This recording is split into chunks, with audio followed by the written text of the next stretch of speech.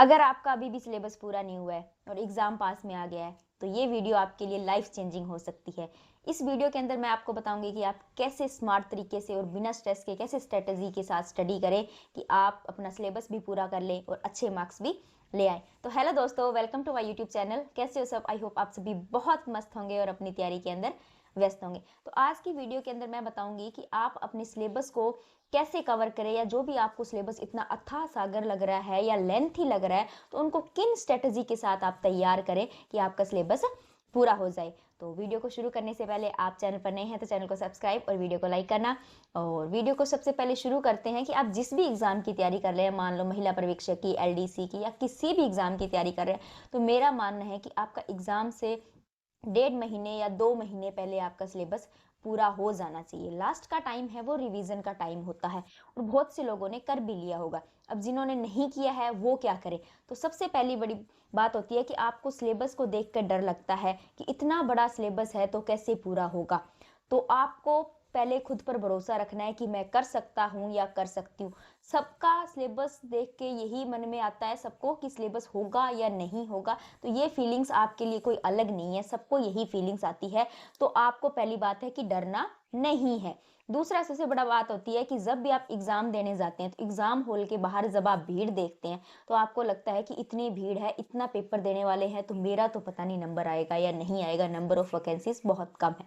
तो वहां आप किसी भी कैंडिडेट को देखकर ये जज नहीं कर सकते कि इसकी तैयारी मुझसे ज्यादा है या कम है, मैंने कम पढ़ा है या इसने कम पढ़ा है, मैंने ज्यादा पढ़ा है या इसने ज्यादा पढ़ा है। तो एक वहां पर भी आपको डर का माहौल नहीं बनाना है अपने अंदर, क्योंकि आपने जितनी भी तैयारी की होती है, जो एग्जाम हॉल के अंदर 2 या 3 घंटे का जितना आपका पेपर का टाइम है, वही आपकी सफलता को तय कर। अब हम बात करते हैं कि सिलेबस पूरा करने के लिए क्या क्या टिप्स अपनाएं। तो सबसे पहले है कि आप अपने सिलेबस को कुछ पार्ट्स के अंदर डिवाइड कर ले, यानी सिलेबस के अंदर कुछ सब्जेक्ट्स या कुछ टॉपिक्स ऐसे होते हैं जिनसे आपके एग्जाम का जो 70% क्वेश्चन है कि वो उन टॉपिक से आएंगे ही आएंगे। तो सबसे पहले आप उन टॉपिक्स को अलग एक नोटबुक पर लिख लीजिए कि इनसे हमारे क्वेश्चन जरूर ही आएंगे।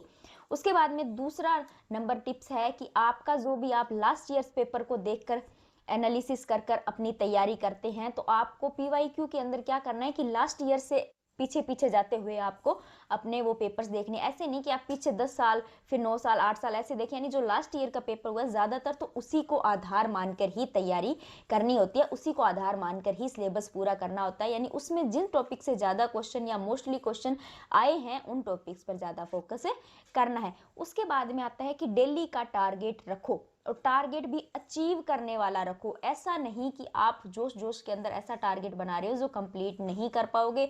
फिर अगर वो कंप्लीट नहीं हुआ, एक तो आपका सिलेबस कंप्लीट नहीं हुआ और एक आपका डेली का टारगेट कंप्लीट नहीं हुआ, तो आपके अंदर ज्यादा स्ट्रेस आएगा, ज्यादा डिप्रेशन आएगा। तो फिर उससे अच्छा है कि ऐसा टारगेट बनाओ कि जो आपका अचीव करने लायक हो। और उसके बाद में आगे हम बात करते हैं कि मॉर्निंग के अंदर आपका टफ सब्जेक्ट को लेना। अगर आप अर्ली मॉर्निंग उठते हो या अर्ली मॉर्निंग पढ़ने की आपको हैबिट है, तो मेरे हिसाब से आपको मॉर्निंग के अंदर जो सब्जेक्ट आपको टफ लगे, ऐसे नहीं कि मैथ करो, इंग्लिश करो, जो सब्जेक्ट आपके वीक है या आपको टफ लगते हैं, वो मॉर्निंग के अंदर पढ़ने चाहिए। क्यों पढ़ने चाहिए? कि उस वक्त आपका माइंड पूरी रात का रेस्ट लिया हुआ होता है और सुबह शांति भी होती है, यानी बहुत से घर के सदस्य सो रहे होते हैं या फोन से भी इतना हमें डिस्ट्रैक्शंस नहीं होती है। तो इससे अच्छा आपको अर्ली मॉर्निंग टफ सब्जेक्ट लेने चाहिए। उसके बाद में आता है कि जब आपका सिलेबस पूरा हो जाए, तो उसको आपको प्रैक्टिस के अंदर जरूर लाना है, रिवीजन जरूर करना है। रिवीजन के बिना आपका पढ़ा हुआ याद नहीं रहेगा, क्योंकि लास्ट टाइम के अंदर जब आप 2 क्वेश्चंस के अंदर अड़ोगे तभी आपका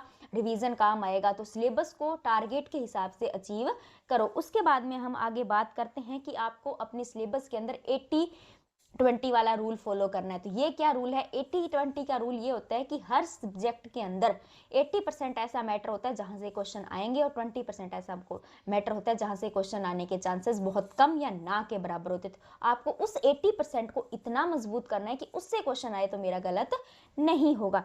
उसके बाद में आता है कि नोट्स। आपको अपनी हैंड राइटिंग में नोट्स, शॉर्ट नोट्स बनाने जरूरी है। आप लास्ट टाइम के अंदर जब रिवीजन करोगे तो पूरी बुक नहीं पढ़ पाओगे, क्योंकि सिलेबस सिलेबस को बार बार पूरे सिलेबस को पढ़ना बहुत मुश्किल होता है। तो इस हिसाब से आपको अपने शॉर्ट नोट्स बनाने हैं।